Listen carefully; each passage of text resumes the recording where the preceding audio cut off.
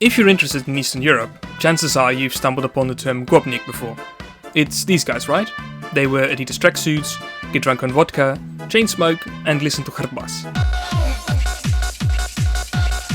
Now, in countries like Ukraine, the term isn't generally considered a funny or positive one, and you'll be hard-pressed to find anyone unironically calling themselves a gopnik, least of all among the gopniks themselves. The term is said to stem from 19th century St. Petersburg, when a kind of shelter for delinquent youth was established under the name Городское общество презрения, with the abbreviation GOP or GOP. Soon, the term became synonymous with young delinquents and petty criminals all over Eastern Europe. So next time you see or use the word gopnik, think less Life of Boris and more bandits from Stalker. Now, most governments would see these guys as a burden, a tragic example of poverty and criminality amongst the youth of their country. Of course, the 2013 Ukrainian government wasn't most governments, as it was led by Viktor Janukovitch and his Partia Regionів, or Party of Regions, who weren't actually that far off from being gopniks themselves. The entire law of Yanukovych is a bit too large to discuss in this video. For now, all you need to really know is that Yanukovych was a Kremlin puppet and widely disliked in Ukraine. This fact had all sorts of negative consequences for Yanukovych, such as big protests against him,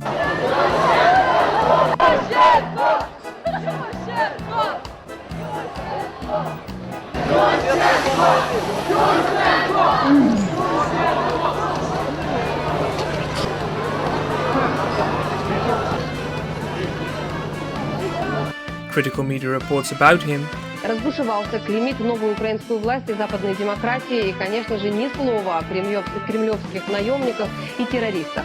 and a growing political opposition. Страшно брати відповідальність за кризу на себе перед відкритими президентськими виборами. If only there was a way to make all of these problems go away. Apart from actually being a decent human being that loves his country, of course. Well, says Minister of Domestic Affairs Vitaly Zakharchenko, how about we just pay a bunch of gopniks with sticks to beat all of our opposition up? That way we can have plausible deniability and even claim it was the protesters themselves that started the violence, justifying a violent response from the Berkut police units. Wait, hold on a second. So you're saying we should exploit these lost young men into committing crimes against their own people, who themselves are guilty of nothing except wanting a better future for themselves and their children? Is that seriously what you're telling me to do? Well, yes. Great, good to know we're on the same page here. And thus, the Titushky were born. Around 2013, you see these guys popping up everywhere. They were shipped in from all over the country and were driven to whatever protest they needed to harass in busloads. They could be used for all kinds of different tasks. For example, blockading or overtaking places disliked by the government, such as EU Parliament buildings. Тут знаходяться тітушки, яким платять гроші за те, що вони заблокували центральний вхід до представництва ЄС. Ми привели сюди своїх хлопців з молодіжного крила партії «Удар», і ми будемо зараз дуже рішуче з ними спілкуватись, з приводу того, щоб вони пішли звідси. Provoking fights between protesters and the police.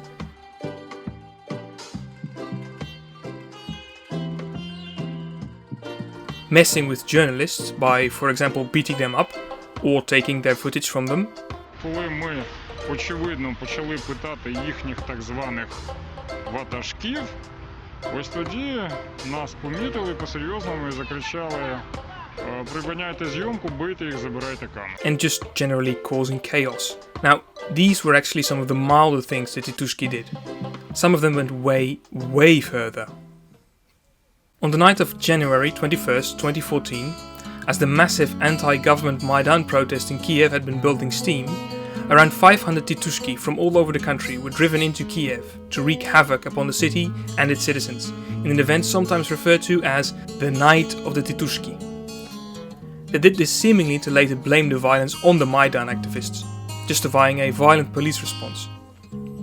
In February of that year, the terror of the Titushky would reach its peak, as they would start carrying out kidnappings, tortures, and even executions on opposition figures. One such opposition figure was 33-year-old Vyacheslav Veremy, a journalist reporting on the Maidan revolution. On the night of February the 19th, he was dragged out of his car and severely beaten by several Titushky. He was later rushed to the hospital, but would not see the end of the night.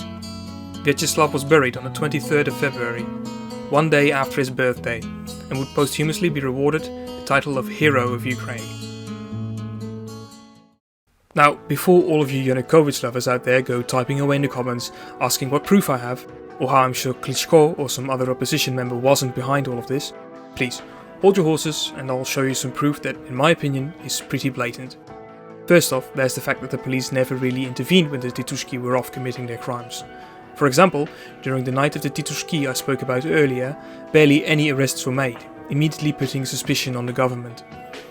There are even many cases where the police clearly and openly side with the Titushky, such as in these instances. Нагадаю, інцидент стався під час форуму Євромайданів перед Новим роком. Так звані тітушки почали бити людей, що зібралися у центрі міста. Правоохоронці молодиків прикривали щитами. Потім один із міліціонерів побачив ніж, наступив на нього і наказав хлопцеві його забрати. Besides the police blatantly turning a blind eye to the crimes of the Titushky, the Державне бюро розслідувань, or DBR, which is basically the Ukrainian version of the FBI, found enough evidence of Zakharchenko and Yanukovych organizing assassinations, kidnappings and even mass shootings through the Titushky that their arrest was ordered by the courts. Of course, they never ended up getting arrested, because they fled to Russia right after the Maidan revolution. Truly the mark of an innocent man. Now, if all of this still isn't enough for you, you can even hear it straight from the Titushky themselves. Цих молодиків сюди доправили мобільні бригади активістів. Після вчорашніх погромів у місті люди вирішили знову патрулювати столицю, ловити так званих тітушок. А на що там постояти? Що вам обіцяли? Чисто, якщо дадуть флаг, постояти з флагом партії регіонів і піти додому. Все. Від 200 до 300. Гривень? Так, гривень. На заправці, автозаправці нас витягли з спринтерів та Звідки? спринтерів, з машини і привели сюди. А ви сиділи в спринтері? Так, я сидів в спринтері. А що це за спринтер? Партія регіонів нам, організаторів. Тобто це спринтер партії регіонів? Так. Скільки тих спринтерів було? Я бачив 3. С Крыурова приехали, сказали помахать флагами, поехать. И потом поехать домой, и все. Вот так и приехали. А де вас набирали? Хто вас набирав? Хто пропонував? Просто какой-то Влад, и все.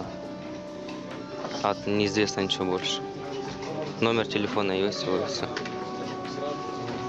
А в Києві що ви мали робити? Якісь там були? В Марянском парке флагами махать, и все. Вот это все, что сказали. Даже не сказали, за кого, зачем и что. А ви знали, що про погроми, які в Києві вже чули? Нет, не слышал, нам только рассказали. Ничего не хотим, домой мы хотим. Гроші дали вже? Да ничего не дать, мы первый день приехали, первый раз. Мы даже ничего не... Только приехали.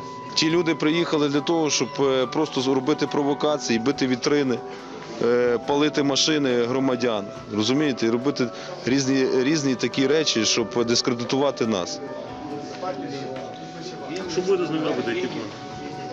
Я думаю, що хлопці зрозуміли, я думаю, що вони поїдуть додому. А що з ними робити? Ви подивіться на них, що з ними робити. Тут урок виховання, а далі традиційне присоромлення. Колону тітушек ведуть за барикади, там відпускають. Щоправда, без прочухана не обійшлося. You see, there is a downside to hiring random thugs to do your dirty work.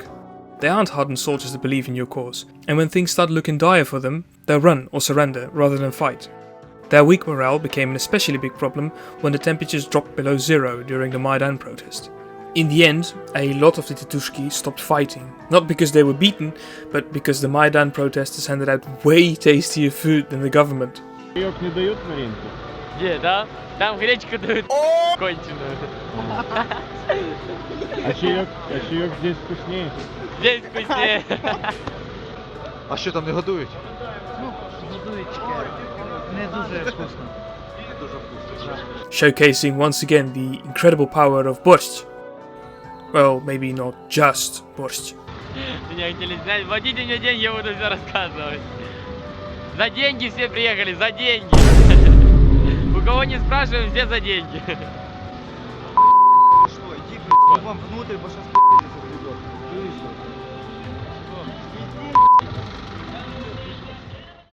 Wait, but why are they called Titushky? I mean, what does that even mean? Why not just call them gopniks for hire, mercenaries or provocateurs or something? As it turns out, the Titushky as a phenomenon predate their name by quite a bit. Whereas before they were actually called names like provocateurs, all of this changed on the 18th of May 2013, when a group of Titushky arrived at the Vstavai Ukraino protest in Kyiv. You see, one of the Titushky in particular stood out that day.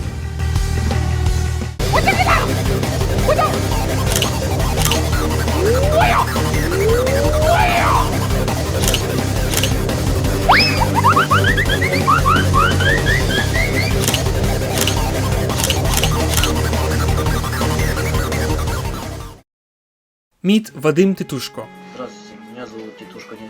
a 20-year-old boxer from Bila Tsirkva, Kyiv Oblast, and soon to be the archetype for a Titushko. Even though Vadim had not been the only one attacking journalists and provoking protesters that day, he just had this unexplainable main character energy about him. So when him and his buddies were later arrested and their names became public, for some reason Vadim's last name Titushko really stuck with the public. Of course, Vadim did not really like this too much, and so he went on a bit of a PR campaign to make clear that he was not a gopnik or anything like that. He also claimed several times that he didn't actually want to attack the journalist, but that he was simply trying to protect them. Даже есть на фотографиях видно, как мы подходим нормально, мирно, там, с улыбками. Потом как бы какие-то люди непонятные в масках там начали выбегать, ну, естественно, началась драка. То бишь ничего, как бы мы в плане, мы защищались и никаких лишних движений мы не делали. Вот мы как бы смотрели за гражданским порядком, да, чтобы не было никаких стычек между регионалами и оппозиционерами. Вот и с журналисткой, как все было изначально. Там в принципе из них конфликта никакого не было. Of course, he also understood the severity of the situation and showed respect and remorse while in the courtroom.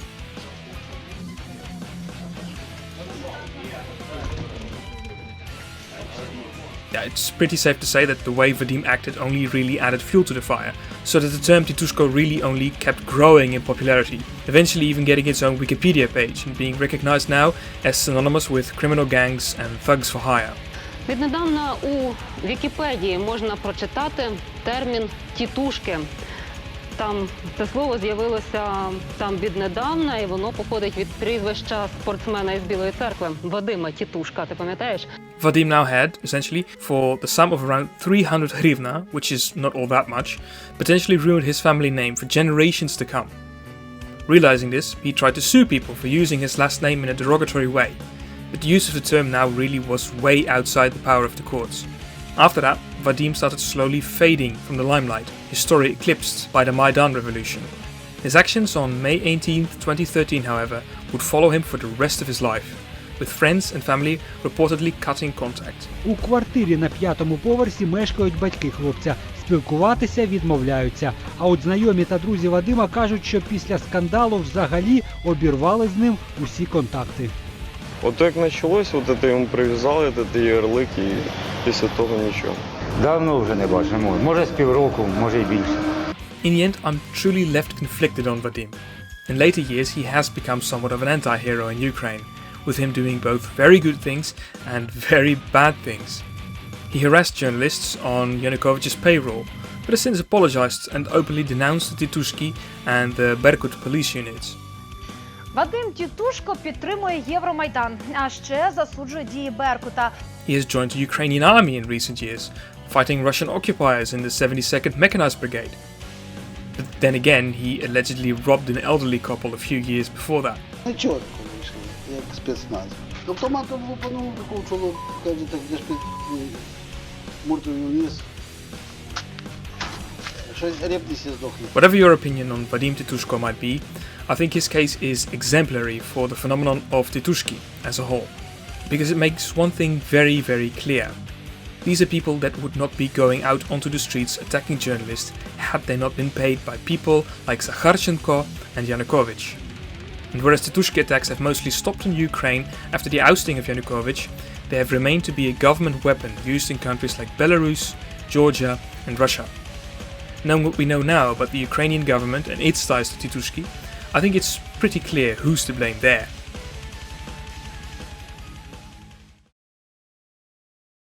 Thank you very much for watching the video. I hope you enjoyed. If you did, you can consider liking, subscribing, leaving a comment below, one of those things. If you are one of the people that watched my previous video, I want to thank you as well, because the reception was way beyond something I would expect from like a first video. I very much enjoyed reading your comments. I was very happily surprised by your reception. It was quite surprising because it is a fairly niche topic, and it was my first video after all. Right now I'm in the process, of course, of finding a new topic to discuss, and I personally was thinking about maybe discussing something a bit more pop culture based, because I think that's a topic that's not really often talked about when it comes to Ukraine. It would be kind of a departure from my previous two videos that were a bit more politics based. Let me know in the comments below if you'd be interested in that. I'll also try putting up a poll on the channel later. With that being said, thank you once again for watching, and I'll hopefully see you next time.